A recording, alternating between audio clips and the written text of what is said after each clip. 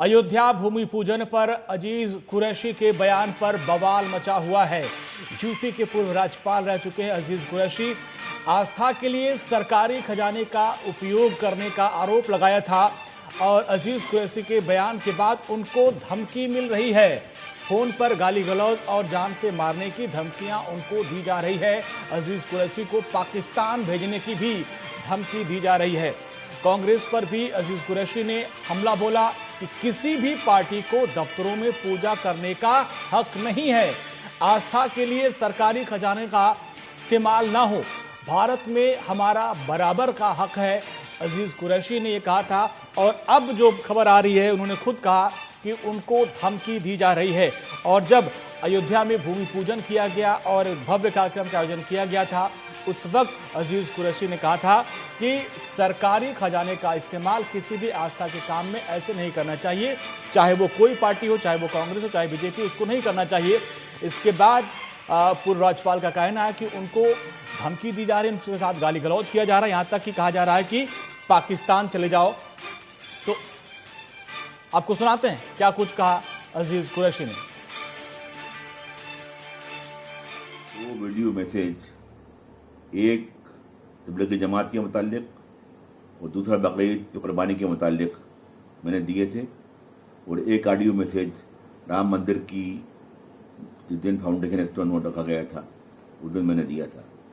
मैंने कहा था कि किसी भी सरकार को ये अधिकार नहीं है, हक नहीं है कि वो सरकारी ज़राए का इस्तेमाल करके किसी भी मंदिर की पूजा पाठ में शरीक हो सके। इसी तरह किसी भी सियासी जमात को, खासतौर से कांग्रेस को यह खजल नहीं है कि वो हनुमान चालीसा कराए या मूर्तियाँ स्थापित कराए मंदिर में, ये पूजा कराए। ये इसका मैं सख्त विरोधी हूँ, सख्त मैंने मुखालफत की थी।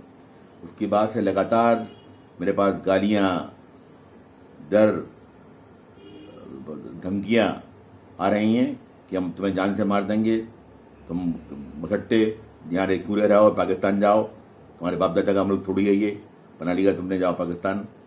तो मैं उनसे कहना चाहता हूँ कि मैं तो पाकिस्तान नहीं जाऊँगा, हाँ, लेकिन तुम्हारे बाप दादा को पाकिस्तान जरूर भेज दूँगा।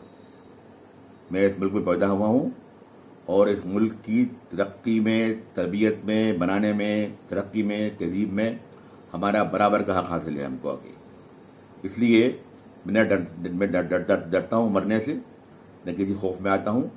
और दोबारा फिर कहता हूँ कि किसी भी पॉलिटिकल पार्टी को यह हक नहीं है कि अपने दफ्तरों में मूर्तियाँ बैठाए या पूजा कराए।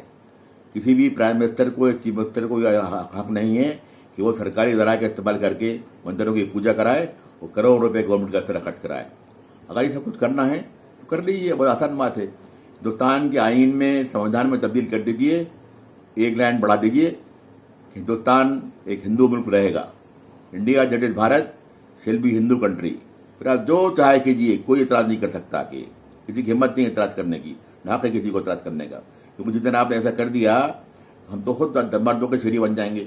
जिस तरह पाकिस्तान में बन के हिंदू ईसाई, हमारी हालत तो यहाँ हो जाएगी आके। तो या तो इसको ये बोल दी कि हिंदू मुल्क है ये, हिंदू राज बनेगा ये, या अगर सेकुलर रहना है इसको, तो आपको अब नहीं करने देंगे किसी कीमत पर। लड़ेंगे आपसे हर गली में, हर कोने में, हर बाजार में, हर खेत में, हर खलियान में, हर स्कूल में, कॉलेज में, हर मैदान में आके।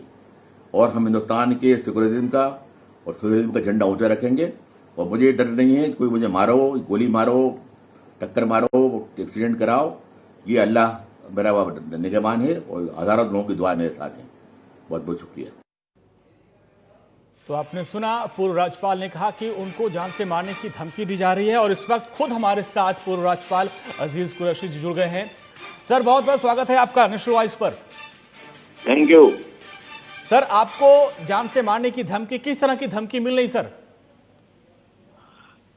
बकवास जो टेलीफोन पे करते हैं लोग जी, मार देंगे आपको, ये कर देंगे, चक्कर मरवा देंगे, कर देंगे, उनकी परवाह नहीं करता मैं। वो तो आते रहते हैं, बहुत की बातें होती हैं उसमें जी। ऐसे में आपने उनसे पूछा कि भाई तुम लोग क्यों नाराज हो, क्यों धमकी दे रहे हो, क्या वजह है? ये तो कहना नहीं, तुम्हारे बाप का मुल्क थोड़ी है। हम हिंदू पूजा भी करेंगे, मूर्ति भी बैठाएंगे, पीएम जाएगा मंदिर, राम मंदिर की पूजा करने में, सीएम जाएगा मंदिरों में पूजा कराएंगे, हमारा हक है। तुम्हारे बाप का मुल्क थोड़ी है आगे, ये बोलते हैं मुझे आगे। तो सर, क्या कोई किसी की पहचान हो पाई, कुछ चिन्हित हो पाया कि वो कौन लोग हैं जो आपको धमकी देते हैं? नहीं, अब अगर वो मैं देखिए, मैं कभी सस्ती शोहरत हासिल नहीं करता जिंदगी में। आज तक मैंने किसी अपने बदतरीन दुश्मन, चाहे सियासी हो या राजनीतिक हो, कभी इसकी रिपोर्ट तक नहीं की। जी। इमरजेंसी में मध्य प्रदेश का सबसे ताकतवर मंत्रियों में एक मंत्री था। जी। इमरजेंसी में हिंदुस्तान में चंद लोग ऐसे होंगे जिन्होंने अपने किसी विरोधी को थाने तक नहीं बुलवाया। जी। ये मेरा जिंदगी का उसूल कुछ है, चलता हूं उनको ऊपर आके मैं वो परवाह नहीं करता इन बातों की आके। जी। मेरा इस मैसेज देने का मतलब ये था कि मैं लोगों को ये कह सकूं, या तो इस मुल्क को हिंदू राज डिक्लेयर कर दो, वो जी। नहीं करोगे तो हिंदुस्तान के सेकुलरिज्म को तबाह नहीं होने देंगे, लड़ेंगे तुमसे, मर जाएंगे, मतलब उसकी हम सुरक्षा करेंगे।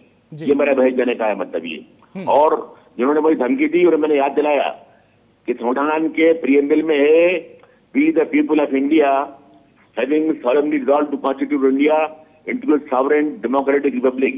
जी। बाद में सेकुलर और सोशलिस्ट बड़ा उसके आगे। जी। तो जहां आपने सेकुलर और सोशलिस्ट मुल्क बनाने की बात की है, हाँ। वहां आप ये नहीं कर सकते उसमें आगे। जी।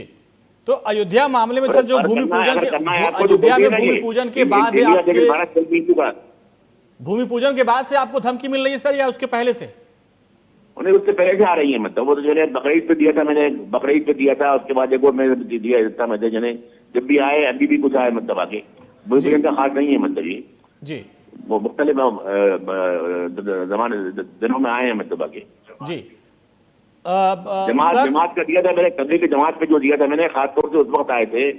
उसके बाद मैंने एक और दिया था मुसलमानों के बारे में, उस पर आए थे। और अभी हाल में एसपी भी आए कुछ जी भूमि पूजन के बारे में बात भी आए। तो मतलब आपके पास अलग अलग लोग फोन करते हैं और आपको धमकी देते हैं अभी भी? दी है, पीछे दोनों दी है, अभी 2-3 दिन पहले भी आई थी। मतलब आगे गालियां बकते हैं, गलती गलती गालियां बकते हैं मेरे घर वालों को, मेरे भांजे के पास मेरा टेलीफोन रहता है उसको, लोगों को आगे। मैं उसकी परवाह नहीं करता। मैं आपसे कह रहा हूँ ना, मेरा मकसद सिर्फ ये है कि लोगों को ये कह सकूं कि हिंदुस्तान के सेकुलरिज्म को हम मजरू, इंजर्ड, जख्मी नहीं होने देंगे। हिंदुस्तान की सेकुलरिज्म की आत्मा को हम लहूलुहान नहीं होने देंगे।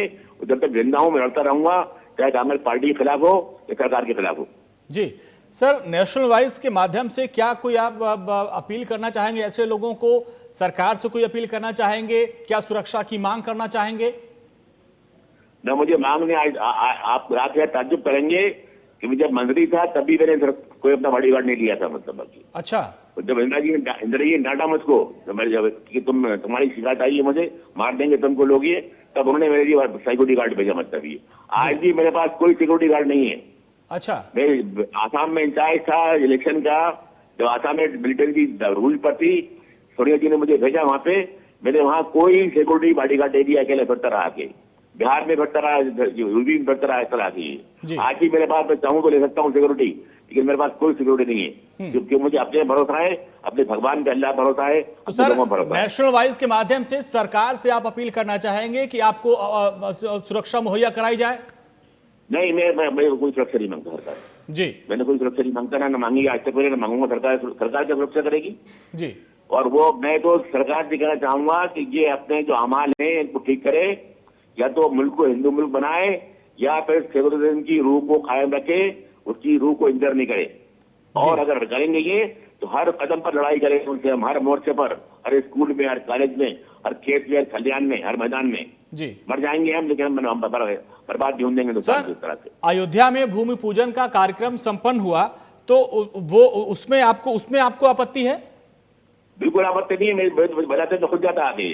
आपत्ति है, प्रधानमंत्री को वहां अपनी व्यक्तिगत हैसियत से जाना चाहिए था।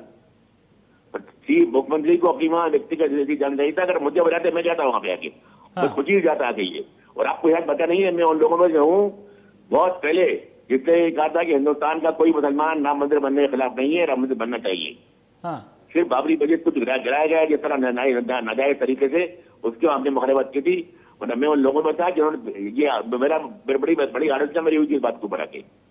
मैं उन लोगों में था जिन्होंने अभी बयान दिया कि जब फैसला आया सुप्रीम कोर्ट का कि इसकी अपील नहीं करना चाहिए, तो सुप्रीम कोर्ट के फैसले को मान लेना चाहिए।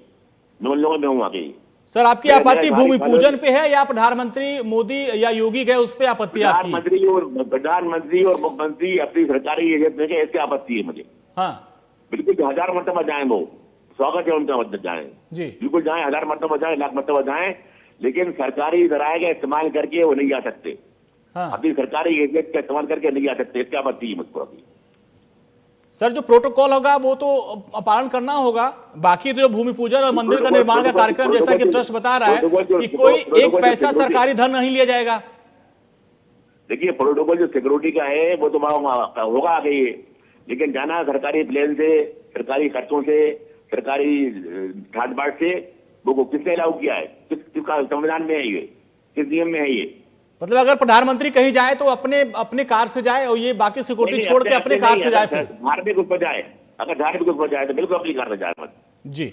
अगर किसी धार्मिक कर्मचारी का तरफ जाए तो प्रधानमंत्री हो या मुख्यमंत्री हो या सीएम हो या और कोई मंत्री हो, उसको बिल्कुल अपने व्यक्तिगत राय जाना चाहिए वहां पे आके।